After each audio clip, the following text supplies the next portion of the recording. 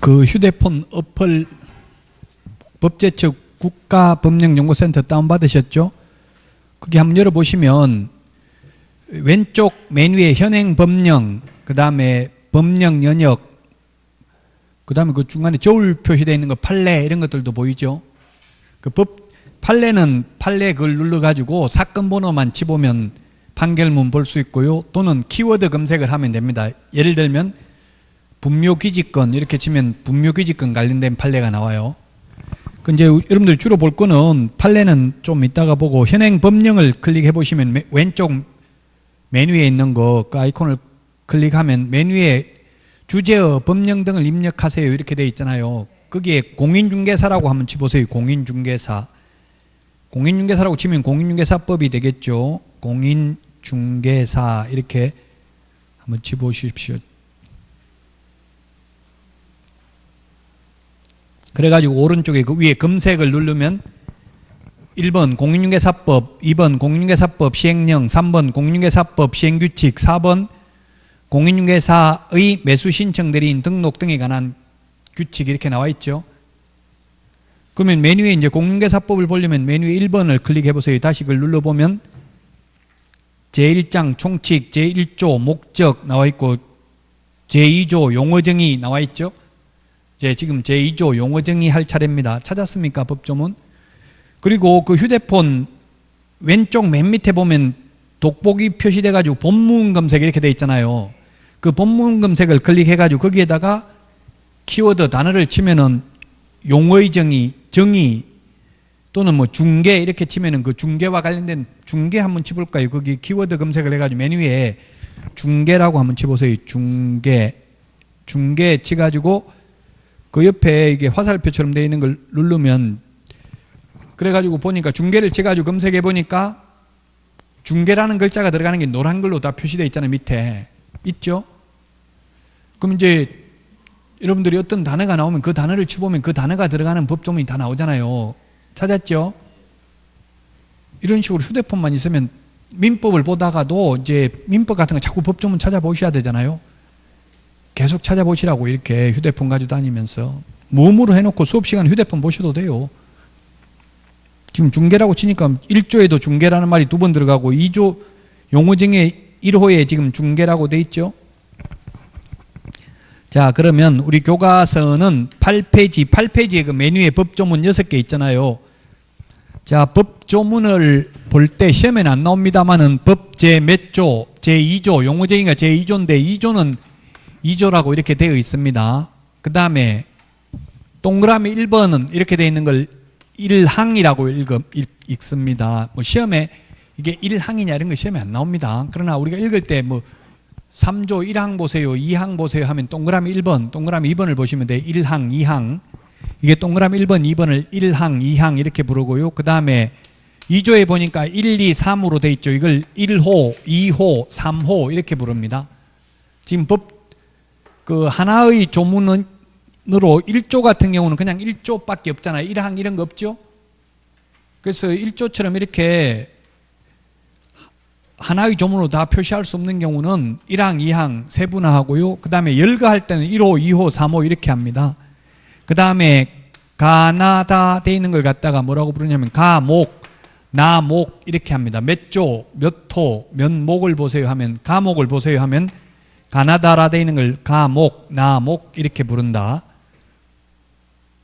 자, 동그라미 1번을 1항이라고 부르고 1, 2, 3을 1호, 2호 이렇게 부른다. 자, 그러면 2조 용어정의가 있는데 2조 용어정의 이건 이제 중요합니다. 이때까지 말씀드렸던 거는 직접 시험에 나오는 건 아니고요. 배경 지식을 말씀드렸던 거고요. 이제 시험에 직접 출제되는 건 용어의 정의입니다. 우리 교재 8페이지 별표 3개 하시고요. 이건 시험에 반드시 출제가 됩니다. 용어의 정의는 반드시 출제된다. 용어정의라는 것은 definition, limited. 그래서 저도 뭐 논문을 제가 박사학위 논문도 쓰면서 논문 쓸 때도 소위 조작적 정의라고 하는데요. 용어 정의를 해야 돼. 내 논문에서 쓰는 표현은 이런 뜻이라는 걸 반드시 밝혀야 돼요. 그래서 이 용어정의를 굳이 한 이유는 주로 공법적 요소가 있는 법에서 이렇게 용어정의가 있습니다. 공법도 보면 용어정의가 다 있어요. 법 2조에. 용어정의가 있다는 것은 국어사전적 의미가 아니란 이야기예요. 이 법에서만 쓰는 용어입니다. 그래서 definition limited, 범위를 한정시켜 준다는 뜻인데, 첫 번째 중개라는 말이 있는데, 중개. 국어사전에 중개를 찾아보면 중개는 뭐라고 되어 있냐면, 국어사전에는 물건을 연결시키는 것 이렇게 되어 있어요. 중개라는 게. 그 다음에 포털 사이트, 네이버, 다음 이런 데 검색을 해보면 중개란 제3자로서 당사자 사이에 서서 일을 주선하는 것 이렇게 되어 있습니다. 중개라는 말이. 그런데 우리 공인중개사법에서는 그런 뜻이 아닙니다. 그 중개, 국어사전적 의미의 중개는 사람을 소개시키는 것도 중개가 될 수도 있어요. 그런데 우리 공인중개사법에서 중개란 반드시 중개 대상물에 대하여 거래 당사자 간의 매매, 교환, 임대차, 그 밖의 권리의 득실 변경에 관한 행위를 알선하는 것을 중개라 한다. 알선. 그래서 중개 대상물을 알선해야 중개입니다. 중개 대상물. 중개 대상물을 소개해야 된다고요. 알선. 그 중개 대상물이 뭐냐 하면, 중개 대상물은 뒤에 나옵니다. 법 제3조에 토지, 건축물, 임목, 공장재단, 광업재단 이런 게 중개 대상물입니다. 자, 그러면 자동차를 알선해. 자동차는 중개 상물이 아닙니다. 자동차를 알선해도 이 법상 중개는 아닙니다. 그래서 자동차 알선하고 받는 수수료는 중개보수가 아니기 때문에 많이 받았다 하더라도 공인중개사법에 저촉되지 않습니다. 중개가 아니기 때문에. 중개상물이 아닌 게 대표적인 게 뭐가 있느냐면 권리금. 중개대상물이 아니라고 되어 있어요. 권리금. 그러면 권리금 1억 받도록 알선하고 5천만 원을 받아 먹어도 공인중개사법 위반이 아닙니다. 왜? 권리금은 중개상물이 아니기 때문에. 중개대상물이 아닌 걸 알선해도 중개가 아니라고요. 중개가 아닌 거는 우리 공인중개사법 규율 대상이 아니에요. 좀 어렵죠. 이게 가장 어렵습니다. 민법도 그렇고요. 공인중개사법도 그렇고 앞에 이 부분이 가장 어려워요. 가장 어려운 게 용어정의와 중개대상물이고 관념적이기 때문에 또 이 부분이 항상 해마다 이신청의 대상이 됩니다. 논란의 대상이 됩니다. 왜냐하면 뭐가 논란의 대상이 되냐면 이거 그 밖의 권리, 이게 논란의 대상이 돼요. 그 밖의 권리가 뭔지 법조문에 없으니까 해석상의 문제잖아요. 그 어떤 게 그 밖의 권리에 해당되는지 이런 게 논란의 대상이 된다고요. 자, 어쨌든 중개대상물을 알선하는 게 중개다. 중개상물이 아닌 걸 알선해도 중개가 아니다. 그 다음에 그 밖의 권리를 알선하는 것도 중개인데, 그 밖의 권리의 가장 대표적인 게 저당권인데, 지금 이런 것들은 여러분들 저당권이 뭔지 등기법에서 민법에서 다 나오는 용어인데 모르면 이제 이런 것들은 인터넷으로 검색해 보셔야 돼요. 저당이라는 것은 담보로 잡아두는 것을 저당이라고 그래요. 저당. 담보로 잡아두는 것을, 담보로 잡히는 것 또는 담보로 잡아두는 것을 저당이라 하고, 저당권이라는 것은 이 채무 변제를 위해서, 채무를 담보하기 위해서 이게 저당을 잡아두는데, 만약에 빚을 안 갚으면 그 물건을 경매로 넘겨가지고 저당권자가 우선 변제 받을 수 있는 권리를 저당권이라고 그래요. 먼저 배당받을 수 있는 권리를 저당권이라고 하는데, 모르는 용어 나오면 자꾸 인터넷으로 검색해 보시라고 했어요. 그래서 지금 현업에서 중개업을 하면 은행 융자를 알선합니다. 보통 집 사면 다 대출 받아가 사죠. 대출 받아가지고 사는데, 그 저당권, 즉 은행에 그 대출 받으면서 저당권 설정 그냥 안 하고 근저당 설정하고 대출을 해주죠. 담보로 잡고. 그럼 그 담보로 잡도록 저당권 설정을 알선하는 것도 중개라고요. 그럼 저당권 설정 알선하고 받는 보수는 중개보수기 때문에 공인중개사법 적용을 받아요. 이 판례가 있는데 그 우리 지금 8페이지 교과서 8페이지 맨 밑에 박스안에 판례가 그 맨 밑에 보니까 사건 번호 2000이 아니라 96도에 1641이라고 돼 있죠.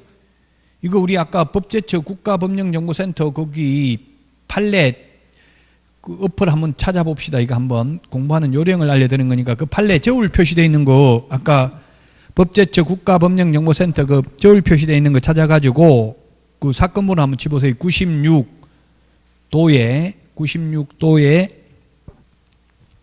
1641이라고 돼 있죠. 1641 한번 치보세요. 국가법령정보센터 저울 표시되어 있는 거 하니까 판례 하나 나왔죠. 부동산 중개업법 위반이라고 나와 있죠. 이게 옛날에는 중개업법이라고 부르다가 공인중개사의 업무 및 부동산 거래 신고 등에 관한 법률이라고 부르다가 지금은 공인중개사법으로 2014년도부터 바뀌었다고 했잖아요. 법 이름이. 옛날에 중개업법이었어요. 그걸 한번 또 제목을 클릭해 보십시오. 클릭하면 거기에 판결문, 판시사항 해가지고 저당권 설정에 관한 행위의 알선이 부동산 중개법 제2조 2호 소정의 중개업에 해당하는지 여부 해놓고 적극, 가로 해놓고 적극 이렇게 돼 있죠. 앞으로 판결문을 봐가지고 이게 가로하고 적극 이렇게 돼 있는 게 있고 어떤 경우는 소극 이렇게 돼 있어요. 그럼 나중에 여러분들이 이제 시간이 없어서 시험에 임박해지면 이게 판결문 다 읽을 시간도 없어요. 다 읽어보면 좋은데 길잖아요. 지금 판결문이 밑에까지 다 읽으려고 하면. 그럼 나중에 시험 보기 임박해서는 그냥 이 제목만 보면 돼. 적극, 소극 이것만 보면. 적극은 인용한다. 그 말이 맞다. 는 뜻이고 소극은 인용하지 않는다. 인정하지 않는다. 이 뜻이에요. 그래서 적극이라는 말이 무슨 말이냐면 지금 중개상물에 중개업에 해당하는지 여부 적극이니까 해당한다는 말이 안 한다는 이야기예요. 해당한다 이 뜻이에요. 결론이. 그 나중에 되면 이제 결론만 보면 된다고. 이거 찾으셨죠? 법제처 국가법령정보센터 찾아보셔야 돼요. 공부하는 요령을 지금 알려드리는 거예요. 궁극적으로 공부하는 거는 여러분들이 해야 돼요. 저는 어떻게 하는지 방법만 알려드리고 예를 들면 숫자 같은 거 7일, 10일 이런 거 나오면 그거는 암기하는 거는 여러분들 몫이죠. 제가 할 수 있는 방법만 방향만 제시해 주는 거예요. 그러니까 이거 지금 판결문 찾는 것도 알아둬야 됩니다. 그래서 결론은 뭐냐면 은행 돈 빌리고 돈 빌려주고 이게 이 판례에 도라고 돼 있는데 또 참고로 시험에는 안 나옵니다만은 사건 번호가 가나다가 있고요. 고노도가 있습니다. 가나다는 민사사건, 고노도는 형사사건이에요. 그리고 이거 가나, 고는 1심 판결, 지방법원 판례, 나나, 노는 고등법원 판례, 다나, 도는 대법원 판례죠. 그 시험에는 대법원 판례만 나와요. 민법 판례는 보면 다라고 돼 있고요. 주로. 지금 여기는 사건 번호가 도라고 돼 있으니까 이거 형사사건이죠. 그럼 이게 뭐냐면 무등록업자가 즉 공인중개사 자격증도 따지 않고 쉽게 말하면 대출 브로커들이 옛날에 96년도에 대출 브로커들이 제1금융권 금리가 싸잖아요. 제2금융권보다 낮은 금리 알선하고 커미션을 몇 억씩 받아먹었어요. 몇백억 대출받게 해주고. 그러니까 이걸 처벌하려고 하는데 마땅한 처벌할 근거가 없는 거예요. 대출 알선한 거 브로커들. 그래서 이게 대출 알선하는 것도 저당권 설정 알선하는 것도 중개다. 중개를 계속하면 중개업이죠. 업이라는 거는 반복하는 게 업이잖아요. 업, 직업을 하는 게 중개, 직업을 하는 걸 업이라는 말을 쓰잖아요. 그래서 중개를 업으로 하는 거에 해당된다. 이걸 반복하면. 따라서 중개업을 하려면 등록하고 해야 되는데 등록 안 하고 했기 때문에 무등록업자로 3년 이하의 징역이나 3천만 원 이하의 벌금에 처한다는 판례예요. 이게. 그 우리 현업에 가면 지금 은행에 융자 알선하고 커미션을 보통 0.3% 정도 받습니다. 지금 현업에서. 그거 받아도 위반이 아니죠. 중개보수니까 중개에 해당되니까. 자, 결론 중개란 중개대상물을 알선하는 거다. 중개대상물에 대하여 거래 당사자 간의 매매, 교환, 임대차, 그 밖의 권리의 득실 변경에 관한 행위를 알선하는 것을 중개라고 한다. 자, 중개에 대해서 봤고요. 10페이지 중개업 보겠습니다.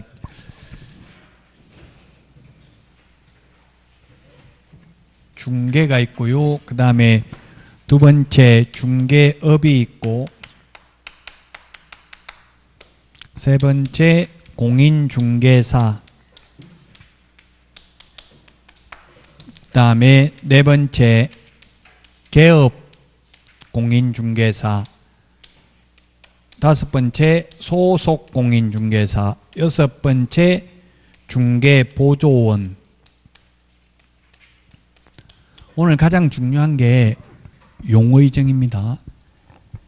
용어 정의는 앞으로 계속 이 용어를 쓰기 때문에 이것만 오늘 꼭 알아야 될 건 용어 정의입니다. 나머지는 전체적인 흐름이고요.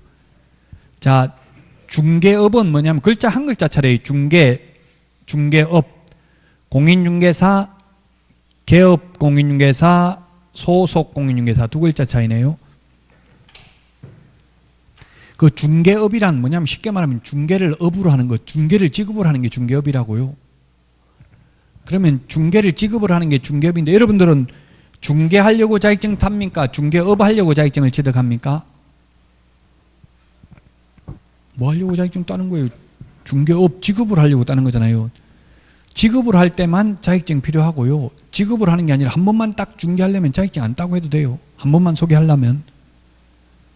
아무나 해도 된다고. 중개는 중개업, 중개를 지급을 하는 거는 개업공개사만 할 수 있어요. 자, 그래서 중개업의 되려면 세 가지가 필요 충분 조건입니다.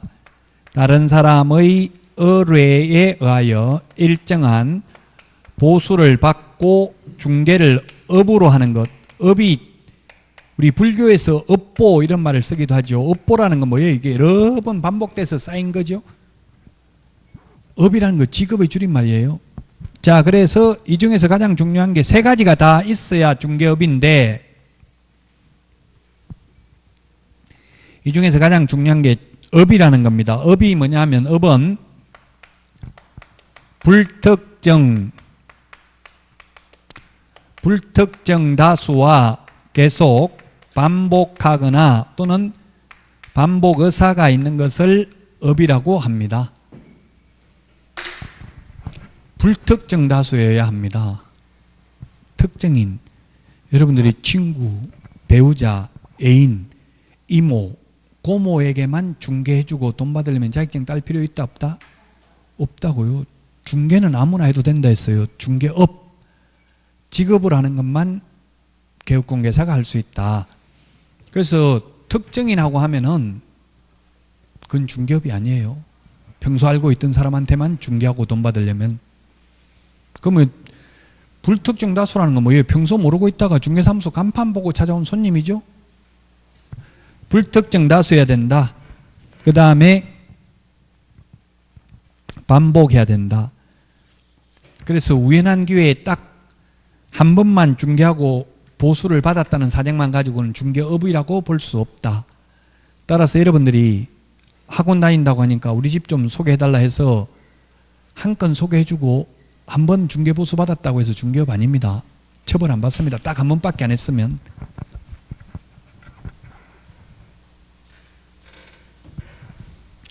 이 공인중개사 또는 개업공개사 입장에서 보면 이게 바람직하잖아요. 예를 들면 법무사법에 보면 법무사가 아닌 자는 단 한 번만 등기 신청을 대행하는 것도 법무사법 위반이거든요.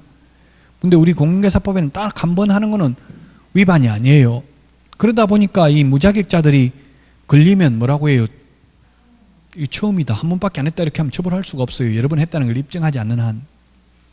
또 만약 여러 번 한 게 적발됐으면 애인이다 이렇게 해버리면 특정인이면 또 처벌할 수가 없어요. 또 안 되면 보수 안 받고 공짜로 해줬다 이렇게 해도 중개업이 아니니까 처벌 못해요. 공짜로 중개해주면. 그래서 실제 지금 무등록 중개업 예를 들면 뭐 컨설턴트 이런 식으로 간판 달아놓고 실제 중개업을 해도 사실상 처벌하기가 쉽지 않아요. 지금 컨설팅 업자들 그렇게 많이 하더라고요. 계약 들어오면 법무사 사무실에 가서 계약서 쓰고 이렇게 많이 해요. 컨설팅 한다고 적어놓고. 그 실제로는 이제 무등록업자를 처벌하기가 쉽지가 않다. 현실은. 자, 그 다음에 반복해야 되는데 그럼 반복을 몇 번 해야 반복이냐? 2번, 3번? 딱 몇 번이 반복이라고 단정적으로 말하기는 어렵습니다. 거기 11페이지에 밑에서 7번째 줄 참고 동그라미 1번에 보니까 특정인을 대상으로 우연한 기회에 일회성 중개행위를 하고 사례를 받은 경우 사회통념상 중개업이라고 보기 어렵다고 돼 있죠. 그 사건 번호 91도에 1274 요 사건 번호만 아까 법제처 국가법령정보센터에 들어가서 치보면 다 나왔죠. 판결문이. 이런 식으로 자꾸 검색을 해보셔야 된다. 그 다음에 2번 특정 중개상물 여관 하숙집만을 타인의 의뢰에 의하여 일정한 보수를 받고 중개를 업으로 하였다면 중개업에 해당된다. 특정인하고만 하면 중개업이 아니지만 특정 중개대상물만을 계속 반복해도 중개업이다. 오피스텔만, 아파트만, 토지만 중개 계속해도 중개업이죠. 친구한테만 하면 중개업 아니고요. 좀 어렵습니다. 첫 시간이. 12페이지 우리 교과서 12페이지 메뉴에 보면 그 사건 번호를 다 적어놨어요. 맨 밑에 88도에 998 요거 치보면 이제 판결문 볼 수 있어요. 이해가 잘 안 되면 판결문 전문을 보면 이해가 더 잘 되겠죠. 자, 이게 뭐냐면 이 판례는 결론은 아까 몇 번 해야 중개업이냐 이 말이에요. 단정적으로 말할 수 없다. 7번 하면 중개업이 아니고 8번 하면 중개업이다. 이렇게 단정적으로 말할 수는 없고 거기에 세 번째 줄에 박스에 보니까 뭐라고 되어 있어요? 규모, 횟수, 기간, 태양 등 여러 사정을 종합적으로 고려하여 사회통념상 판단하여야 할 것인즉 우연한 기회에 단 1회 건물 전세 계약을 중개하고 보수를 받은 사실만으로는 알선 중개를 업으로 한 것으로 볼 수 없다. 이렇게 되어 있죠. 몇 번 하면 중개업이다. 이렇게 단정적으로 말할 수는 없다. 왜냐하면 10번 했다 하더라도 한 건당 10,000원씩 했으면 1년에 10만 원 벌었다고 그걸 직업으로 보기는 어렵겠죠. 근데 2건밖에 안 했는데 한 건 할 때 1,000만 원씩 받았어요. 1년에 2,000만 원 벌었으면 직업이 될 수도 있다는 이야기예요. 여러 가지 사정을 종합적으로 고려하여 중개업에 해당되는지 여부를 판단하여야 한다. 자, 그 다음에 29회 올해 시험에 출제됐는데요. 공인중개사는 이 법에 의해서 자격을 취득한 자입니다.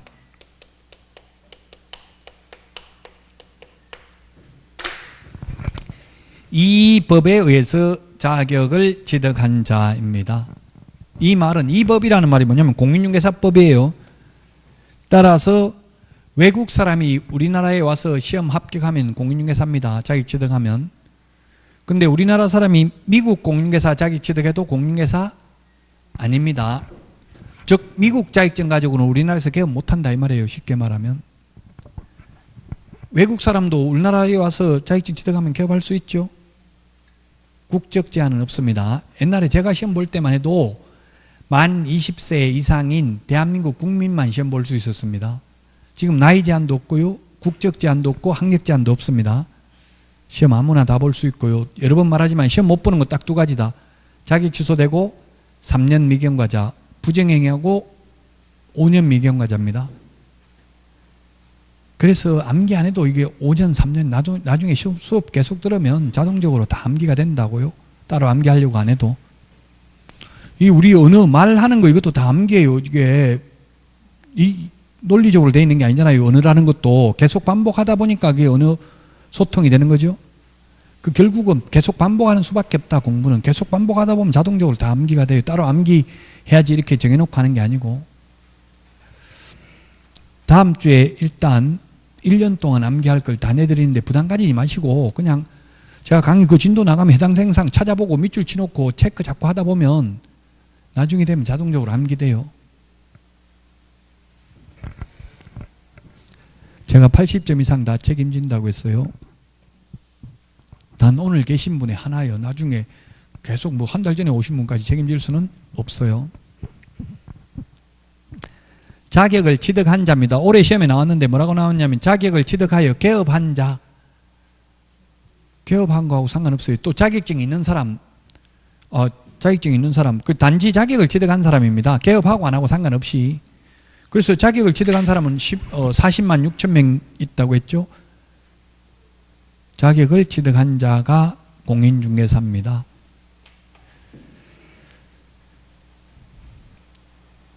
자격을 취득해서 근데 지금 일반적으로 이 텔레비전 뉴스에 나오는 거 이런 거 보면은 공인중개사라고 하면 일반 국민들은 공인중개사라고 하면 전부 자격증 취득해가지고 개업한 사람이라고 알고 있잖아요. 그렇게 알고 있죠, 일반인들은? 시험에 나오면 그거 아니에요. 개업한 거하고 상관없이 그냥 자격을 취득한 사람이에요. 자격 취득해가지고 개업한 사람은 개업공개사라고요. 근데 그 개업공개사들이 명함에 보면 개업공개사라고 새겨 다니는 게 아니라 전부 다 공인중개사 이렇게 써가지고 다녀요. 엄밀히 말하면 그분들은 공인중개사인 개업 공인중개사입니다. 개업. 그래서 공인중개사는 단순히 자격을 취득한 자다. 개업공개사의 용어 정의는 이 법에 의해서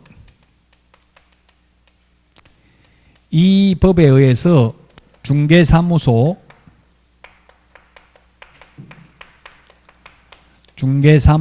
개설 등록을 한 자입니다. 자격증만 취득해도 장롱면허 이런 말 하잖아요. 그냥 장롱 속에 넣어놓으면 개업공개사 아닙니다. 자격증만 취득했다 하더라도. 쉽게 말하면 개업한 사람입니다. 이 개업한 사람이고요. 옛날에는 이 개업공개사를 중개업자라고 불렀다고요. 중개업자. 업자라는 말은 업, 직업으로 하는 사람이다 이 뜻이죠. 업이라는 말이. 업이 직업이라고 했죠. 직업의 줄임말이라고 했잖아요. 중개를 직업으로 하는 사람이 중개업자예요. 근데 이게 업자라는 말이 부정적 의미로 많이 사용되잖아요. 사채업자, 청부사례업자. 그래서 개업공개사의 공신력을 높이기 위해서 이제 개업공개사라고 부르고 있습니다. 등록을 한 개업공개사의 종류에는 세 가지가 있어요. 세 가지. 개업공개사의 종류는 세 가지가 있다. 법인인 개업공개사가 있고 공인중개사인 개업공개사가 있고 소위 중개인 세 가지가 있는데 법인인 개업공개사, 법인이 뭐예요? 법인이라는 것은 법적으로 사람이다 이 뜻인데 회사입니다. 쉽게 말하면 회사. 무슨 중개법인 이런 거 있죠? 그래서 회사. 우리나라에 지금 10만 6천 개의 개업공개사 중에서 법인이 지금 한 500개 정도밖에 안 됩니다. 1%도 안 됩니다. 우리나라는 법인이 굉장히 적어요. 호주, 뉴질랜드, 호주를 제가 2002년도에 가보니까 그때 50% 넘게 다 법인이더라고요. 한 55%가 법인의 분사무소 형태로 운영되고 있더라고요. 우리나라는 법인이 거의 없어요. 회사가.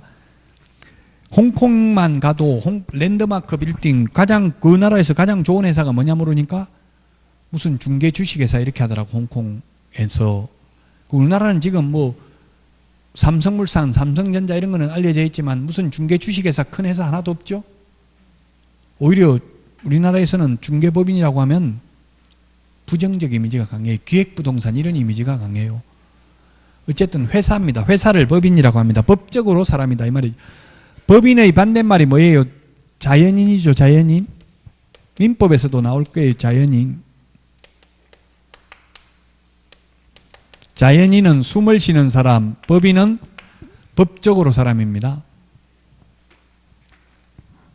그 자연인은 숨을 쉬는 사람이니까 특별히 공시방법을 갖추지 않아도 돼요. 특별히 공적인 장부에 기록하지 않아도 됩니다. 자연인은. 그런데 법인은 반드시 공시방법을 갖춰야 돼. 즉 법인 설립 등기해야만 법인으로 인정됩니다. 자연인은 주민세를 내고 법인은 법인세 냅니다. 사람이라는 이유만으로 내는 세금. 주민세는 인두세잖아요. 그냥 인두세라고 하죠. 사람 머리수에 따라 내는 거예요. 똑같이 주민세. 자, 그래서 개업공개사는 법인인 개업공개사가 있고요. 이제 여러분들처럼 공인중개사인 개업공개사, 지금 우리나라에 약 거의 10만 명이 거의 다 공인중개사인 개업공개사입니다. 자격증 취득해서 개업한 사람이죠. 개인 개업공개사입니다. 공인중개사인 개업공개사. 그 다음에 소위 중개인이 뭐가 있냐면, 중개인은 지금 중개인이라는 말은 법에는 없습니다. 법 7638호 부칙 제6조 2항의 규정에 의해서 등록을 한 것으로 보는 자, 이렇게 쓰고 있습니다. 지금 법조문에는. 이게 뭐냐면 이분들 옛날에 자격증 제도 없을 때 복덕방 하다가 지금도 계속해서 중개업 하는 분들이죠. 1983년도에 공인중개사 제도가 도입됐습니다. 84년 4월 1일부터 이 공인중개사법이 시행됐고요. 1985년 9월 22일 날 1회 시험이 있었습니다. 그래서 옛날 자격증이 제도가 없을 때부터 복덕방 하다 지금도 계속해서 중개업을 하는 분들을 중개인이라고 불러요. 이분들 무시하면 돼요, 안 돼요, 중개인? 전부 우리나라에서 50억 이상 재산가들입니다, 이 중개인 분들. 중개업 협회에서, 공인중개사 협회에서도 이분들이 거의 다 임원 요직에 있어요, 지금. 돈이 많으니까. 그 소위 중개인이라는 말은 쓰진 않아요. 법 7638호 부칙 제6조 2항의 규정에 의해서 등록을 한 것으로 보는 자, 이렇게 돼 있는데 너무 길기 때문에 편의상 중개인이라고 쓰고 있고요. 시험에는 중개인이란 말 나오지 않고 또 이 중개인 관련된 거는 시험에 잘 안 나옵니다. 왜냐하면 본문에 있다 부칙으로 보냈다는 거는 별로 중요하지 않고 국민들 모르게 하려고. 왜냐하면 국민들로 보면 헷갈리잖아요. 중개인은 누구고 공인중개사인 개업공개사 누구냐 이렇게 하면 헷갈리니까 부칙으로 보낸 거예요. 어쨌든 개업공개사의 종류에는 이 세 가지 종류가 있다. 자, 그 다음에 소속공인중개사 중개보조원이 있는데 우리 동네에서는 주로 뭐라고 불러요? 이게 직원으로 근무하는 사람. 현업에서는 실장 이런 말 많이 쓰죠? 또는 부장. 남자분들은 보통 취직하면 부장, 최하 과장부터 시작해요. 최하. 아무리 나이가 젊으면 과장 이렇게 시켜주고요. 저는 상무로도 취직해봤어. 상무. 말로만 상무고 실제는 직원이에요. 어쨌든 직원은 두 가지 종류가 있다고요. 직원은 실장이라고도 부르고 또는 고용인이라고 불러요. 고용인. 고용인의 반대는 고용자입니다. 고용자. 놈자자가 들어가면 사장, 사람인자가 들어가면 직원.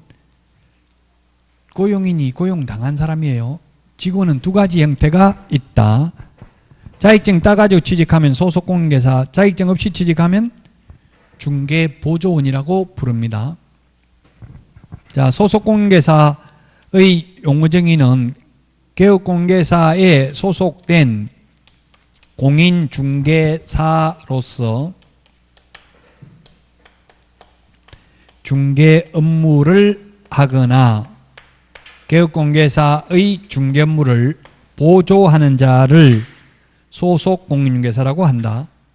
자격증 따가지고 취직한 사람입니다. 쉽게 말하면. 보조원은 공인중개사가 아닌 자로서, 자격증 없는 사람으로서 개업공개사에 소속되어 현장 안내 및 일반 서무 등 단순한 업무를 보조하는 자를 말합니다. 단순한 업무를 보조하는 자를 말한다. 가장 큰 차이점이 자격증 있고 없고 가장 큰 차이점이 있고요. 그 다음에 중개 업무 할 수 있고 없고가 차이가 있습니다. 이게 중개 업무라고 나와 있는데 좀 공인중개사법이 법조문은 몇 개 안 되지만 어려운 부분은 바로 중개 업무가 뭔지 우리 법조문에 없어요. 중개 업무가 뭔지. 해석상의 문제니까 논란의 여지가 있죠. 지금 중개 업무가 무엇인지 규정은 없는데 국토부 유권해석 유권해석은 시험에 잘 안 나옵니다. 민법으로 말하면 이게 학설인데 판례가 아니고 유권해석이란 유권, 권한이 있는 기관에서 하는 해석을 유권해석이라고 합니다. 권한이 있는 기관에서 하는 해석. 그래서 우리가 국토교통부 장관에게 질문을 합니다. 문서로. 공문으로 보내면 국토교통부 장관이 장관 찍인 찍어서 답변하는 게 그게 유권해석입니다. 시험엔 잘 안 나옵니다. 제가 유권 해석을 의뢰받아 보면 직원이 바뀔 때마다 해석이 달라지는 경우가 많더라고요. 그래서 시험에는 잘 나오진 않는데 어쨌든 판례도 없고 법조문도 없기 때문에 제 개인적인 생각을 말할 수는 없잖아요. 그래서 유권 해석을 말씀드리는데, 유권 해석에 의하면 중개 업무가 뭐냐? 계약서 작성,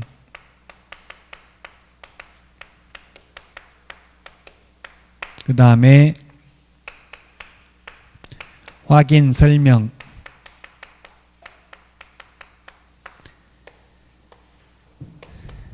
확인 설명서,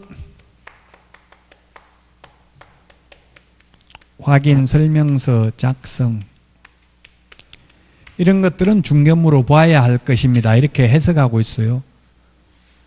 즉 자격증 없는 사람은 계약서 작성 못합니다. 확인 설명도 못합니다. 확인 설명서 작성도 못합니다.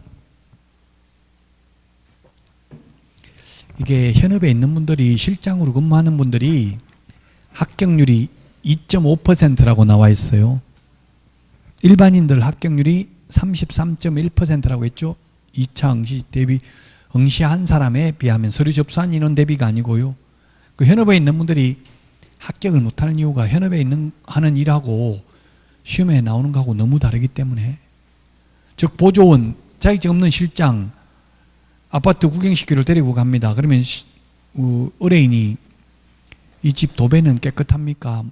뭐 싱크대 물은 잘 빠집니까? 이런 거 물을 수 있잖아요. 물으면 자격증 없는 실장 대답하면 돼요? 안 돼요? 시험에 나오면 대답하면 안 돼요.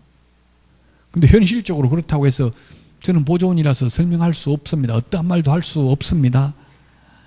그러면 재수없다고 가버려요. 보러 가지도 않고. 거의 어렵다고 그래서 현실하고 시험에 나오는 거하고, 시험에 나오면 설명하면 안 됩니다. 설명 못 합니다. 저도 실장으로도 근무해보고 제가 사장으로도 근무해봤는데, 저 같은 경우 실장으로 근무하면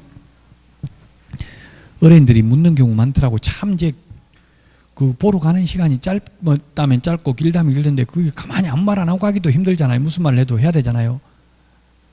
참 그게 어렵더라고요. 그게 뭐 매뉴얼대로 할 수도 없는 거고, 순간적으로 질문하면 거기에 대한 답변을 해야 되잖아요. 가만히 있으면 안 되잖아요. 뭐라고 말해도 말을 해야 되죠. 저보고도 그런 거 많이 묻더라고. 깨끗하냐, 도배 깨끗하냐, 이런 건 주로 많이 물어봐요. 리모델링 돼 있냐, 이런 거 물으면.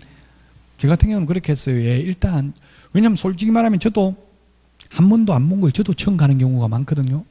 근데 의뢰인은 묻는다고 저도 처음 가는 집인데, 그러면 모릅니다 이러면 또 기분 나쁘다고, 그냥 모르면 그냥 가버릴 수도 있어요. 그럼 단 데가 안 보겠다 이렇게 말해요. 도배 더럽다 이렇게 해도 안 본다 할 수 있거든요. 그래서 그걸 말을 잘해야 돼요. 또 금방 보면 알 것 같다가 얘 깨끗합니다 이렇게 하면, 거짓말한 거 들통나면 더 계약 안 하겠죠. 저는 그렇게 했어요. 예, 일단 한번 보시고, 자세한 거는 사장님께서 브리핑 해드릴 겁니다. 일단 한번 같이 일단 보시고 이야기하죠. 뭐 이렇게 하시죠. 이렇게 하고 간 경우가 많아요. 어쨌든 보조원은 중개업무 못하기 때문에 계약서도 못 적고 확인 설명서도 못 적고 확인 설명도 못한다.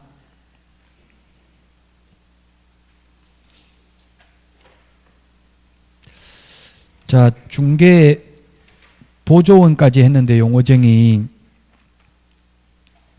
기출문제 한번 풀어볼까요? 13페이지. 오늘 용어정의까지만 하고 다음 시간에 중개대상물 하겠습니다.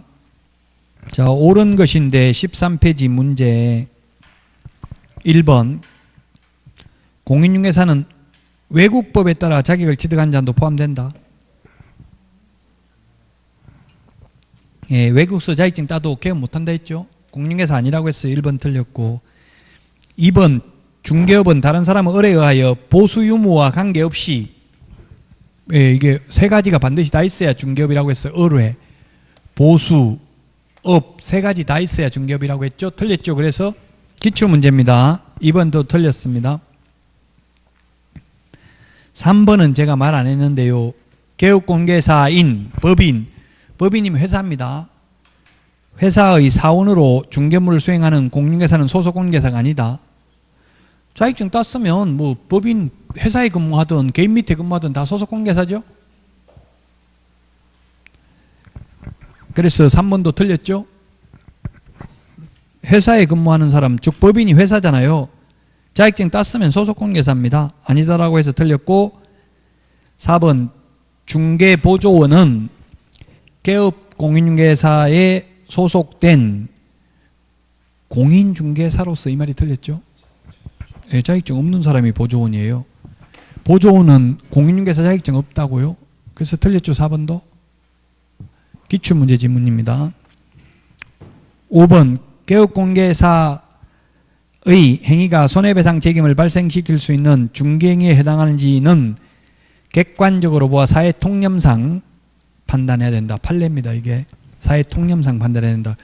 따라서 5번이 답이 되겠습니다. 이런 식으로 시험에 출제가 되었다는 이야기입니다.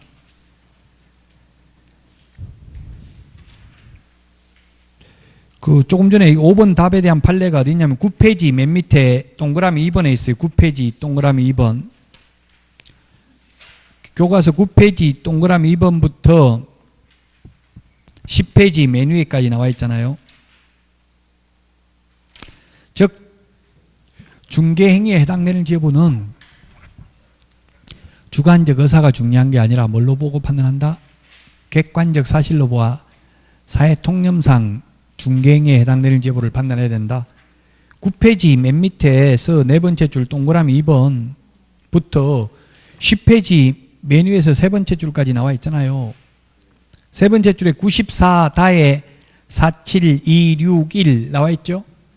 그 한번 판례 요거 한번 찾아보세요. 그 법제처 국가법령정보센터에서 10번 이상 나왔던 판례입니다. 즉 중개행위와 관련된 중개사고만 손해배상을 해요. 공인중개사법상은. 중개사고가 아니면 예를 들면 실장이 나이트클럽에 부킹하다가 싸움해가지고 손해입힌 거는 공인중개사법상 손해배상 해줄 필요 없죠? 중개행위가 아니니까. 자, 그러면 나이트클럽에 부킹하다 싸움하는 거는 중개행위가 아닌 게 확실한데 중개행위인지 아닌지 판단하는 거는 주관적 의사가 아니라 객관적 사실로 보아 사회통념상 판단해야 된다 이 말입니다. 그 판례에 의하면 그래서 예를 들면 실장이 계약금 중도금 매수인한테 받아가지고 매도인한테 전달해달라고 맡겨놓은 걸 떼먹고 도망가면 그것도 중개업무에 해당된다. 그러므로 사장이 책임져야 된다. 이런 게 판례예요. 그래서 중개행위에 해당되는지, 즉 중개사고 손해배상을 할 때 필요한 중개행위에 해당되는지 여부는 사회통념상 판단해야 된다는 이야기입니다. 자, 오늘 용어 정의까지 했는데 가장 첫 시간이라서 여러분들이 이제 오버페이스 하는 분들이 처음에 너무 지겹다, 너무 진도돌만 나간다 해서 막 오버페이스 해가지고 나중에 지쳐서 쓰러진다고 했죠. 그냥 학원 커리큘럼대로 하면 되고 민법 위주로 공부하시라고. 민법 위주로 11월 12월 민법 위주로. 민법 보기 지겨우면 학개론 보시고요. 2과목 위주로 하시는 게 좋아요. 11월 12월은 1차만 바탕이 돼 있으면 2차는 암기예요. 암기. 2차 과목의 특징이 거의 지금은 오늘 하는 거 용어정의는 그렇게 암기라고 보기는 좀 힘들지만 용어정의 중개사물만 넘어가면 다 암기입니다. 자, 용어정의 6개 가장 중요한다고 했는데 요거만 이제 정리하고 마치겠습니다. 중개는 중개대상물에 대하여 거래 당사자 간의 매매,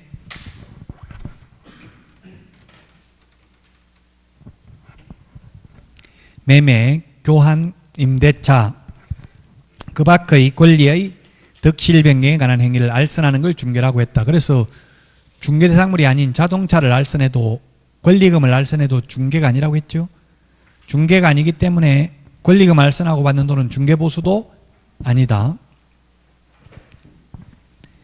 중개업은 세 가지가 필요 충분 조건이다. 의뢰, 보수, 업 세 가지가 필요 충분 조건이다. 중개는 아무나 할 수 있다. 그러나 중개업은 개업 공인중개사만 할 수 있습니다. 중개업은. 중개를 직업으로 하는 게 중개업이다. 공인중개사는 이 법에 의해서 자격을 취득한 자다. 저 법에 의해서 자격 취득한 자는 공인중개사 아니다. 외국에서 자격 취득해도 공인중개사 아니다. 오늘 기출문제 봤죠? 그 다음에 개업 공인중개사는 이 법에 의해서 등록을 한 자다. 시험에 올해도 어떻게 나왔냐면 반드시 한 문제가 나오는데 자격을 취득해서 등록한 자를 말한다. X예요. 자격 취득 안 하고 중개인은 자격증 없으면서도 개업공개사잖아요. 자격증 없는 사람도 있을 수 있다고, 개업공개사 중에는. 옛날 복덕방 하던 분들. 소속공인중개사는 자격증 따가지고 취직한 사람인데 보조원은 자격증 없이 취직한 사람이고요. 동네 말로 하면.